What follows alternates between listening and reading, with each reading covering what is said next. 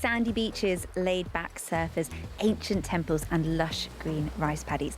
That's what you might think of when you imagine Bali. In many ways, it's the ultimate tropical paradise. But it also has a problem with plastic waste, like many tourist hotspots. In fact, a study from 2021 ranked Indonesia as the 5th biggest contributor of marine waste in the world. And now Bali's governor has set an ambitious goal. He wants to make the island totally waste-free by 2027. But how realistic is that? And what would it actually take to make it happen? Well, that's what we're going to be exploring today on What in the World from the BBC World Service. I'm Hannah Gelbart. So let's find out more about this now from Hanna Samosir, a BBC reporter in Jakarta, Indonesia. Hi, Hannah. Hi. So when you've been to Bali, how bad is the problem of waste and pollution? What's it actually like? The last time I went to Bali was last year. And when I walked around Bali, I didn't see any sign of a waste problem on the surface. Like there was no big pile of trash.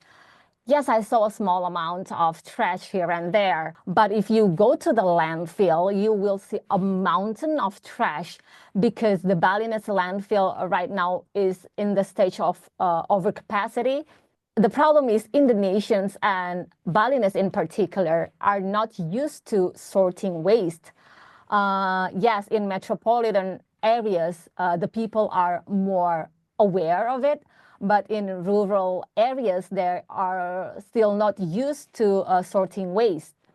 Yes, and I spoke to an environment expert, and according to his study, 70% of Bali's total waste is organic waste, which people should be able to process themselves.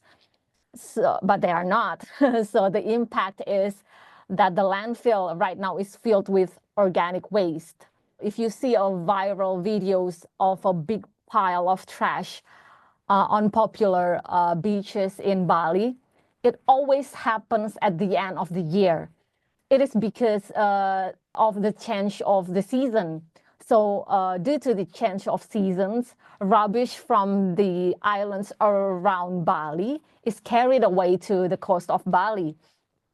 Why this is happening? Because waste management is also a big problem in other parts of Indonesia. So right now, Indonesians are waiting for the government to address this issue, especially in Bali, because some said that Bali is the face of Indonesia.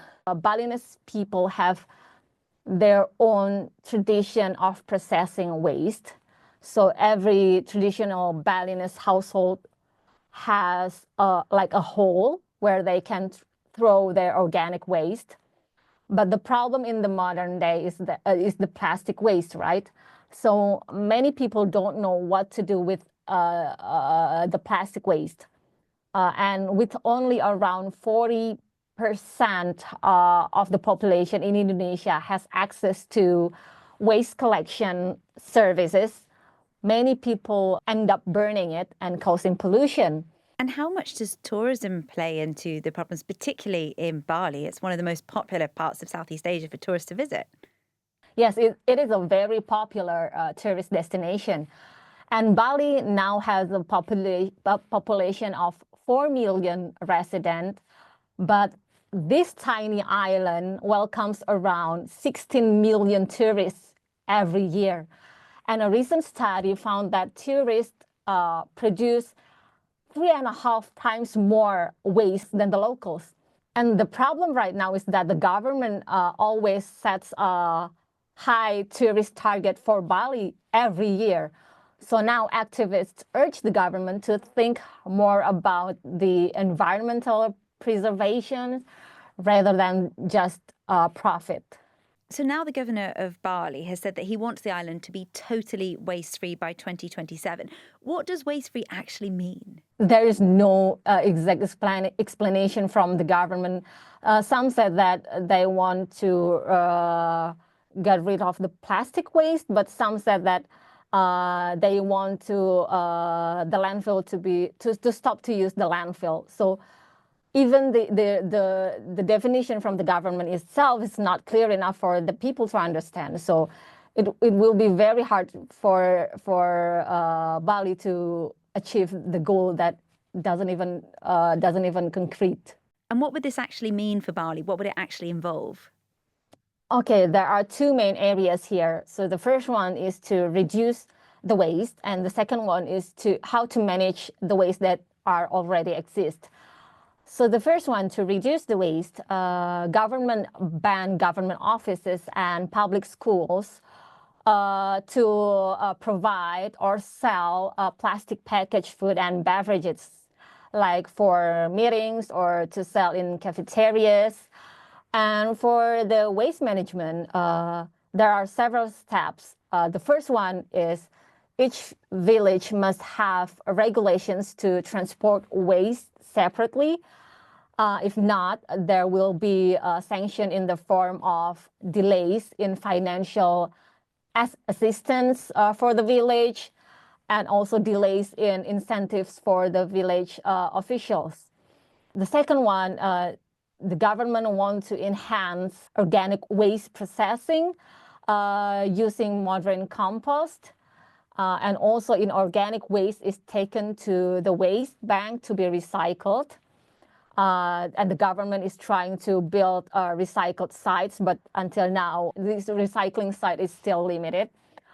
And the next step is the waste that cannot be recycled will be taken to the residual waste management site. So at this site, the waste will be processed using an incinerator that burns at 800 to 1,000 degrees Celsius. Bali has only given itself 2 years to get to a zero waste initiative. What would that mean for some of the tourist industries, the hotels and restaurants? How would they have to act differently to get to zero waste? Okay, so the government also announced new regulations that required businesses, including hotels, malls, and eateries, to form waste management units and handle rubbish properly. And businesses that fail to comply risk having their permits revoked, while those who successfully manage their waste will receive incentives. So right now, all foreign visitors to Bali must pay 150,000 rupiahs, or around 10 US dollars, to enter Bali. And the funds collected will be used for waste management programs. In Bali, do people tend to drink bottled water? Do they have to buy water in plastic bottles, or can they drink tap water? How available is tap water to drink from? Yeah, the tap water in Bali is not drinkable, so they have to buy plastic bottled water, or they can cook the tap water in 100 degrees Celsius.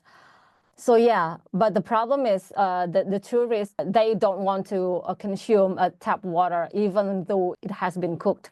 So as I said before, the tourists produce 3.5 times or more waste than the locals. So if they drink more plastic bottled waters, you can imagine how much plastic waste will be produced in Bali. What about the smaller everyday things like paper straws instead of plastic straws, refillable bottles? Like, will there be drinking water sites on the island so that people don't need to buy so much plastic for water bottles? There is no such specific rule at this time, but the experts urge the government to even stop single-use plastic products to enter Bali, because once it is in Bali, the people in Bali will eventually consume or use it, but the government has not responded yet to the urge by the activists. Bali isn't the first place on the world to try to go zero waste. There are places like San Francisco in the US and Kamikatsu in Japan. They've also made strides in the right direction, but nowhere has managed to go 100% waste-free. And it sounds like Bali may also not be able to do that. But from the people that you've spoken to and from your research in this area, what kind of progress do you think Bali might make in this direction? Experts are pretty pessimistic. They said it is impossible to get rid of the trash if single-use plastic package products from can still be used massively in Bali. So yeah, as I said, activists urge the government to block all single-use plastic packages from entering Bali. And also the problem of waste management in Indonesia in general is the budget. So experts say that the government's program is good, but it is useless if the local government doesn't have enough funds to run it. Hanna, thank you so much. Yes, thank you. And thank you for joining us. This is What in the World from the BBC World Service. I'm Hannah Gelbart, and we'll be back with another episode soon. See you then.